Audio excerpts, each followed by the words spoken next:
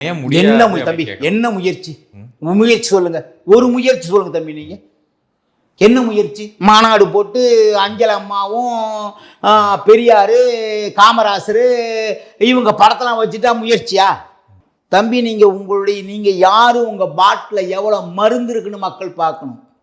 நீங்க முதல்ல ஒரு மணி நேரம் பேசுங்க. இந்த நாட்டுடைய வரலாறு, மொழி, பண்பாடு, கலாச்சாரம், வேளாண்மை, இந்த மண்ணில் இந்த நிலத்தில் எவ்வளவு ஆறு ஓடுது, எவ்வளவு ஏரி இருக்கு, எவ்வளவு தாங்கல் இருக்கு, எவ்வளவு தருவை இருக்கு, எத்தனை மக்கள் வாழ்றாங்க, எங்க சோளம் விளையுது, எங்க கம்பு விளையுது, எங்க நெல் விளையுது, இதெல்லாம் பேசுங்க. நீங்க உங்களை முதல்ல தலைவராக இந்த மக்கள் அங்கீகரிக்கணும்.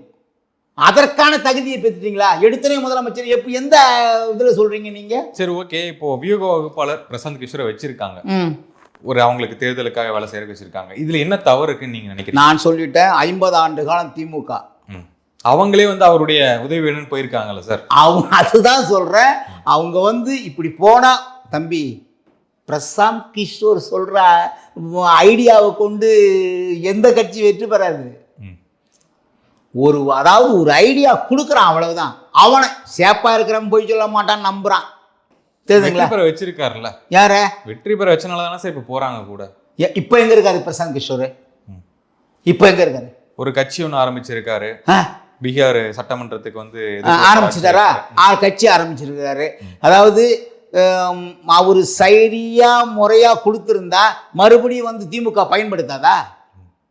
நான் என்ன சொல்றேன், அடுத்தவங்க ஐடியாவை கேட்டு நீ வேலை செய்ய தமிழ்நாட்டில் அரசியல் பண்ண முடியாது.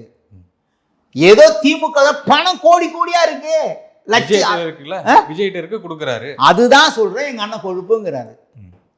இப்ப வந்துட்டியா சார்? நீங்க இப்ப வந்துட்டியா? போ லைனுக்கு வந்துட்டியா? விஜய் அவர்கள் ஜெயிக்கணும் அப்படிங்கறதுக்காக ஒருத்தர் கூப்பிடுறாரு, அது கேக்குற காசு கொடுத்துதான் ஆகணும். இதுல என்ன பண கொழுப்பு? நான் ஒண்ணு தம்பி, பண கொழுப்பு தம்பி. சார் ஜெயிக்கணும் தான் சார் வராங்க, நான் களத்திலேயே ஒரு வியாபாரியா இருந்துக்கும், ஒரு பிசினஸ் மேன்.